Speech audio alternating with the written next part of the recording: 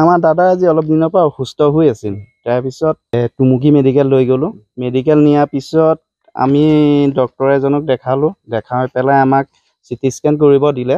CT scan ৰুমত যোৱাৰ আগত আমি এখন স্লিপ কাটিলো। 1100 টকা লৈছে তেওঁলোকে। এইখন হয় স্লিপ হয় তাৰ চিটি স্কেনৰ।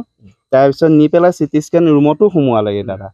তাৰপিছত সিহঁতে কি কৰিছে, আহোঁতে প্ৰায় আধা ঘণ্টা অলপ বেছি হৈছে। তেনেকুৱা তেওঁলোকে আমাক এখন ৰিপৰ্ট দিলে। এইখন ৰিপৰ্টখন দিলে এক্স-ৰে ৰিপৰ্টহে কৰিছিল। চিটি স্কেন কিন্তু দিছে এখন এক্স-ৰে ৰিপৰ্ট হয়। তাৰপিছত আমি ইমান বুজি নাপাওঁ, মানে নাজানো ইমান ইংলিছটো, আৰু গতিকে চব ইংলিছত লিখা আছে, ইমান বুজিও নাপালো, নতুনকে যোৱা হয়। তাৰপিছত আমি নি পেলাই ডক্তৰ এজনক দেখালো। এইখিনি দেখাওঁতে তেওঁলোকে কি বেমাৰ কি নাজানো, কিন্তু ঔষধ এইখিনি বহুতখিনি আমাক ঔষধ লিখি দিলে। আমি ঔষধখিনিও লৈ আহিলো। আনি পেলাই ৰাতি খোৱাৰ পিছত দাদা বেছি হৈ গ'ল। আকৌ যোৱাকালি আমি প্ৰাইভেট মেডিকেলত নিছোঁ। নি পেলাই তাৰ ঔষধ দেখুৱাই মেলি তাৰপৰা ঔষধ আনিলোঁ।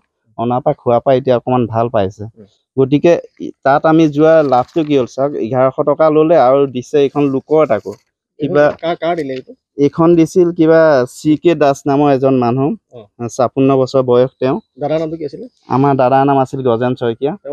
বয়স আছিল 45 বছৰ। গতিকে এইখন তেওঁলোকে জানি শুনি, সিহঁতেতো ডক্তৰ হয়, গতিকে কিমান ভুল কৰি এইখন দি পঠাইছে আমাক। আৰু ট্ৰিটমেণ্টটো পুৰা ৰং হৈ গ'ল আমাৰ। ট্ৰিটমেণ্টটো ৰং হ'ল, যাৰ কাৰণে কালি আমি আকৌ তেজপুৰ যাবলগীয়া হৈছে। তাৰপিছত তেজপুৰ যাওঁতে আমাক ডক্তৰে গালিও দিছিল, কৈছে এইখন কি কৰিলা কি নাই বুলি কৈ। এইখনতো তোমালোকৰো নহয়, বেলেগৰ হয়। তেতিয়াহে আমি জানিলো যে এইখন সিহঁতে বেলেগত দি পঠালে। তাৰপিছত ঔষধখিনি যেতিয়া আমি গোটেইখিনি খোৱা, হয়তো কি হ'ল হয় ঠিক নাই। গতিকে সেই 2টা টেবলেট খাওঁতেই ক'ব নোৱাৰা হৈ গ'ল।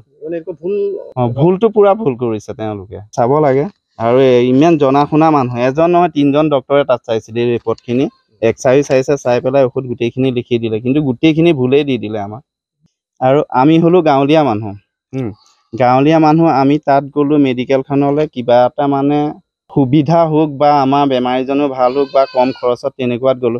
কিন্তু তাত যোনখিনি মানুহে আমাক ৰিপৰ্ট দিলে, এইখিনি পৰীক্ষা কৰা যোনখিনি মানুহে ৰিপৰ্ট দিছে, একদম ভুল তথ্য। মানে সিহঁতে জানি শুনিও বহুত ভুল তথ্য দি দিলে। আৰু সেই মানুহখিনি মানে কিবা এটা সিহঁতক ব্যৱস্থা ল'ব লাগে। কিয়নো আজি আমাৰ দাদাৰ ক্ষেত্ৰত হ'ল, আৰু এইখন যোনখন CK দাস নামৰ মানুহজনৰ ৰিপৰ্ট আমাৰ তালৈ আহিল, ইয়াৰখনো চাগৈ বেলেগলৈ গ'লগৈ, বা সেই মানুহজনৰ এতিয়া কি গতি হৈ আছে। যদি মানুহজনক আমাৰ দাদাখন দি দিয়ে, আমাৰ দাদাৰ হৈছে পেটৰ বিষ, আৰু এইখন কোৱা শুনিছোঁ কিবা TB বেমাৰ, গতিকে মানুহজনৰ চাগে আমাৰ সৈতে একেই গতি হৈ আছে তাতো। আৰু এটা অনুৰোধ জনাওঁ আমাৰ স্বাস্থ্যমন্ত্ৰী, লগতে অসমৰ মুখ্যমন্ত্ৰী ডাঙৰীয়াক, এনেকুৱা কিছুমান কৰ্মচাৰী যি ৰখোৱাৰ কাৰণে ধৰি লওক বেমাৰী বহুত অসুবিধাও হৈছে। গতিকে তেনেকুৱা কৰ্মচাৰীক ৰখোৱাতকৈ নৰখোৱাই ভাল। তাৰ এটা ব্যৱস্থাও ল'ব লাগে।